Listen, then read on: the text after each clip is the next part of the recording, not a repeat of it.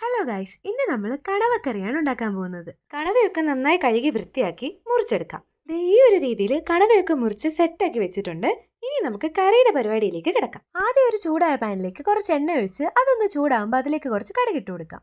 കടുകൊക്കെ ഒന്ന് പൊട്ടി കഴിയുന്നത് വരെ വെയിറ്റ് ചെയ്ത് അതിലേക്ക് കുറച്ച് കറിവേപ്പിലയും ഇഞ്ചി വെളുത്തുള്ളി ചതച്ചതും ഇട്ട് നന്നായിട്ടൊന്ന് ഇളക്കി കൊടുക്കാം. അതൊന്ന് ചെറുതായിട്ട് മൂത്ത് കഴിയുമ്പോൾ അതിലേക്ക് 2 പച്ചമുളകും അരിഞ്ഞു വെച്ചിരിക്കുന്ന സവോള ഇട്ട് നന്നായിട്ടൊന്ന് ഇളക്കി കൊടുക്കാം. ഇളക്കുന്നതിനിടയ്ക്ക് കുറച്ച് ഉപ്പും കൂടി ഇട്ട് കൊടുക്കാം. അപ്പോൾ പെട്ടെന്ന് വഴണ്ട് കിട്ടുമല്ലോ. അങ്ങനെ ഉള്ളിയൊക്കെ വഴണ്ട് കഴിയുമ്പോൾ അരിഞ്ഞു വെച്ചിരിക്കുന്ന തക്കാളി ഇട്ട് ചെറുതായിട്ടൊന്ന് ഇളക്കി കൊടുക്കാം. ഇനി ഇതിലേക്ക് പൊടികൾ ചേർത്ത് കൊടുക്കാം. മുളക് പൊടി, മല്ലിപ്പൊടി, ഗരം മസാല, ആവശ്യത്തിന് കുരുമുളക് പൊടി ഇത്രയിട്ട് നന്നായിട്ടൊന്ന് മിക്സ് ചെയ്തെടുക്കാം.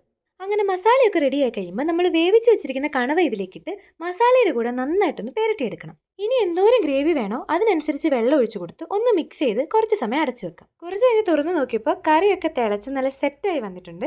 ഇനി നമുക്ക് കഴിക്കാം. അത്രേ ഉള്ളൂ. കണവയൊക്കെ കിട്ടിയാൽ ഈ ഒരു രീതിയിൽ ട്രൈ ചെയ്ത് നോക്കിയിട്ട് അഭിപ്രായം കമന്റിൽ പറയണേ. വീഡിയോ ഇഷ്ടപ്പെട്ടാൽ ലൈക്ക്, ഷെയർ ആൻഡ് സബ്സ്ക്രൈബ്.